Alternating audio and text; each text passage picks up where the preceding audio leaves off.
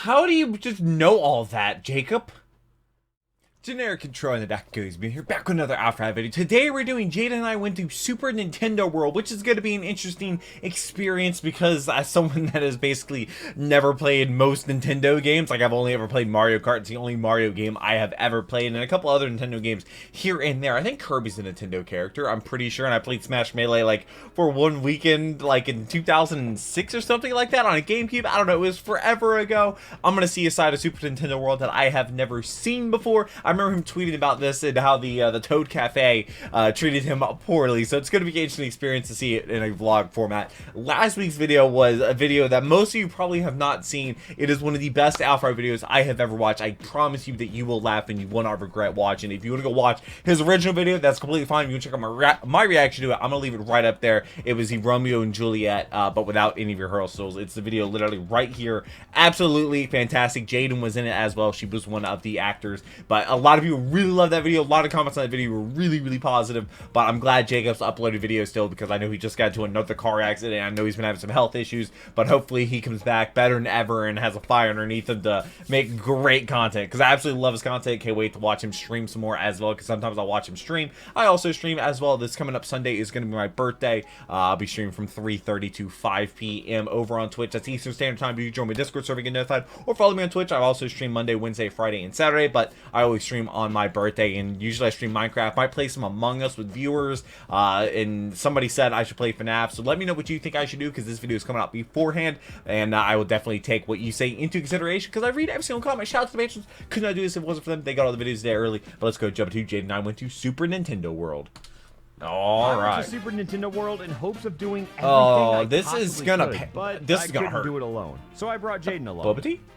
Oh, was it just those two? After arriving at Universal Studios bright and early, I made sure to stop by Harry Potter World to shake my head disapprovingly before wasting a total of $240 on character power bands, since they double as amiibo and I have crippling addiction. After eventually entering the warp pipe, I was greeted to a not so crowded Super Nintendo World, but trust me, it'll get worse. First things first, we made a reservation at the Toadstool Cafe. Sure. Last time I went with friends. That was a different experience. Even second. So we went again? We showed up at Park Open, and the cafe was nearly booked up for the entire day. Why? So be sure to do this first if you ever happen to come here on your own. And I know I normally just play video games, but I really enjoy documenting random travels of mine. So if you'd like to see some of my Japan trip later this year, be sure to subscribe. Leave a comment telling me what you want to see, and hey, let me know where you want to see me go next. Anyways, I don't know where this is. This park is Mario Kart Trademark Bowser's Challenge. It's essentially the only ride here, since the Yoshi Go Round is exclusive to Japan and Pinup Park. What? And as you probably know, do they have this in Orlando? At a theme park is an expected horror, but this ride makes I went to Disney World for the day, and as fun as it can be.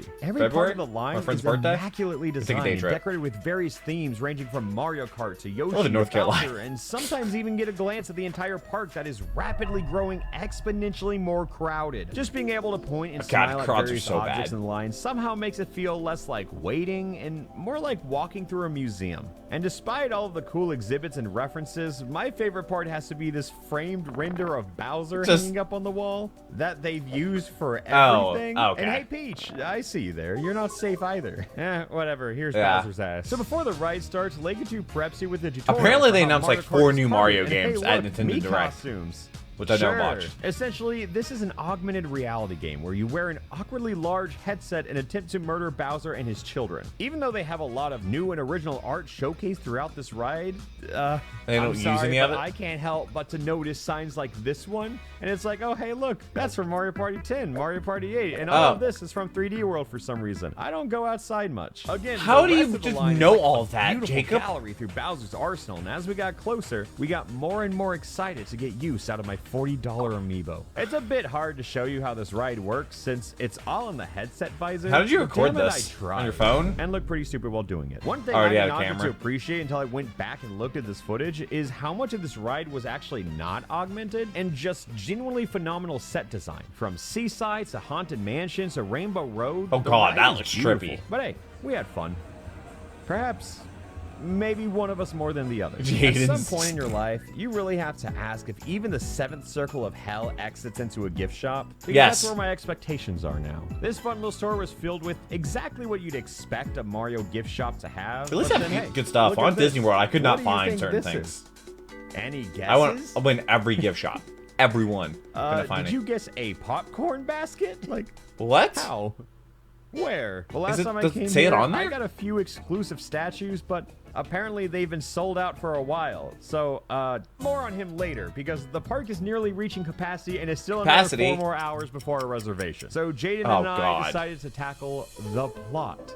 Is the Toad Cafe that good? Apparently, it's bad. He said bad. Story mode to Super Nintendo World. Huh? The mobile app connects to your power band and tells you the story of how Bowser Jr. stole the sacred So how did they make mushroom, money off this? locked it away, and gave away the keys to random enemies you'd probably meet in the first world. So you have to collect the keys, spend $40, and save the day. Starting with this pitiful bastard with the blankest stare you've ever seen. Yeah, this is a boss battle. To get a key, you have to wait in line for like 30 to 45 minutes. Oh, and God. then time this pow block chain reaction and kill the Koopa in broad daylight. Even though it was a children's minigame definitely designed for children, I was unreasonably nervous of messing up in front of a whole line of people. But luckily, since my frontal lobe is fully developed, I got my first key. This is not going to be a hard series of challenges, as this is a theme park, but goddamn is it humbling to share this experience alongside every child in the park. Oh well. I like how they have no idea that that's Jacob Alpharad. Piranha Plant Snap Mishap, which I'd like to say, this is by far the best animatronic in the park, because the others look like this, and it's attached to the most boring game of whack-a-mole that only serves the purpose of reminding me that I am upsettingly out of shape by getting winded over 30 seconds of light exercise. Burning suicides. 2 keys down. I'll keep you in shape.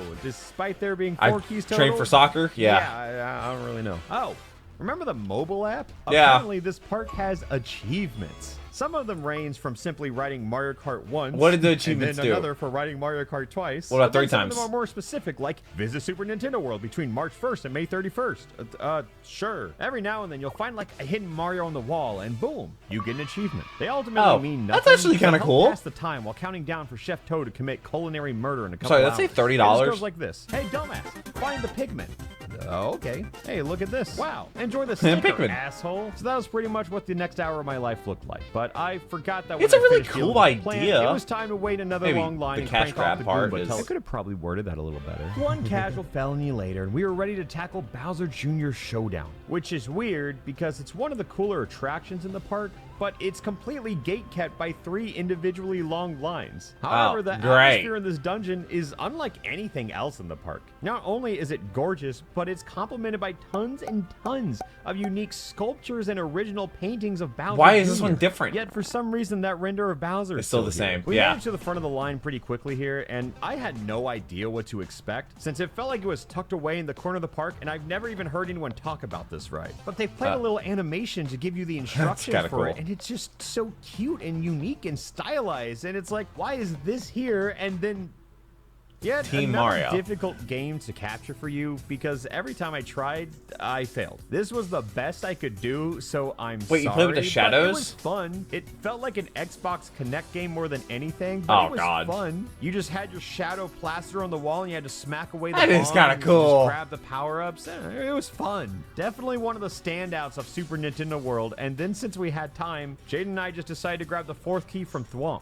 You always gather keys by tapping your $40 bracelet against the keys upon winning, but we realized that if you just slam your wrist into the key 3 times, the attendants think you're stupid and don't understand how it works, but it gives you all 3 keys anyway. So hey, it's time for round 2 of Bowser Jr. What? And believe it or not, it's that easy. And then Jaiden decided to rest for an hour, so I just walked around on my own, farmed it doesn't look that big. The park. Like, look at this. I kept staring at it, and do you think you could climb it?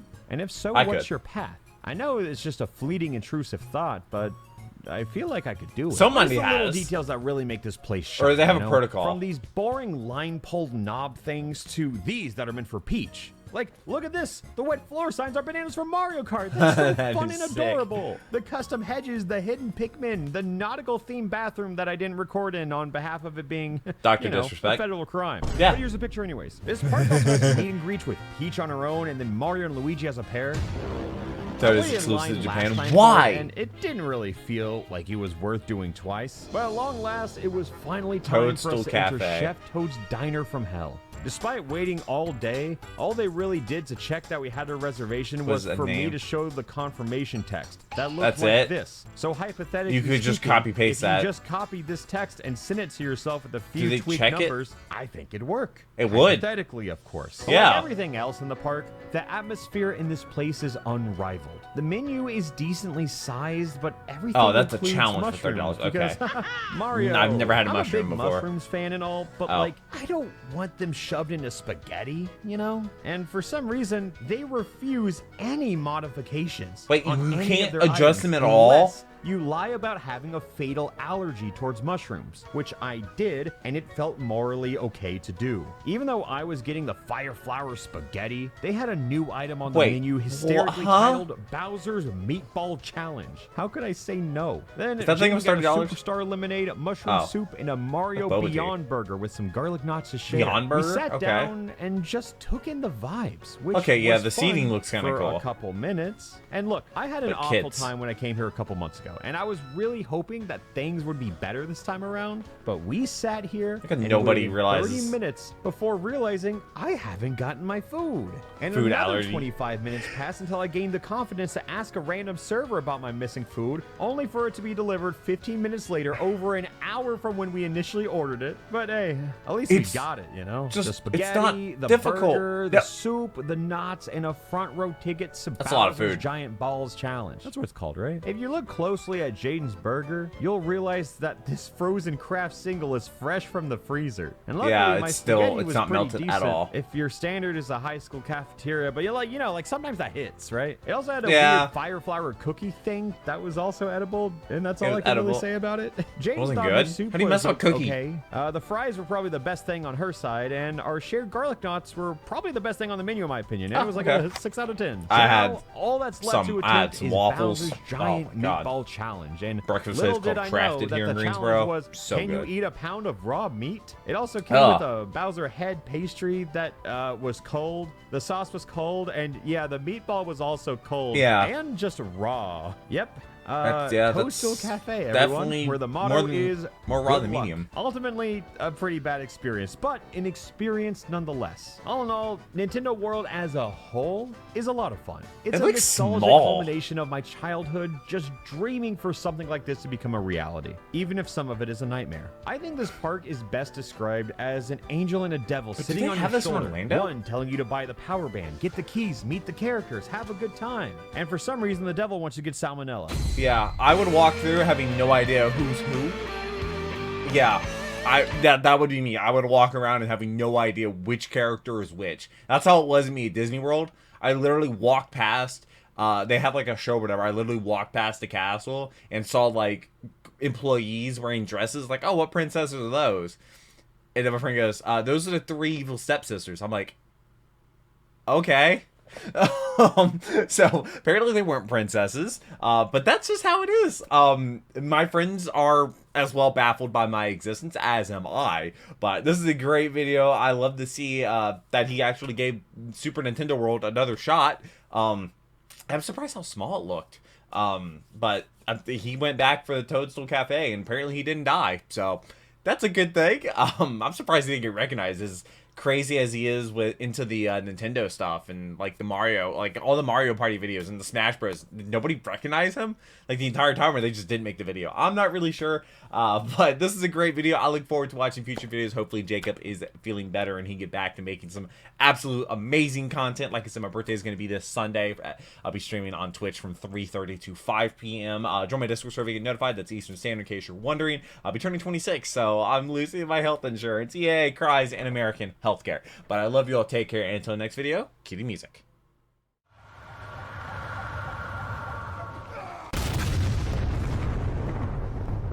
We were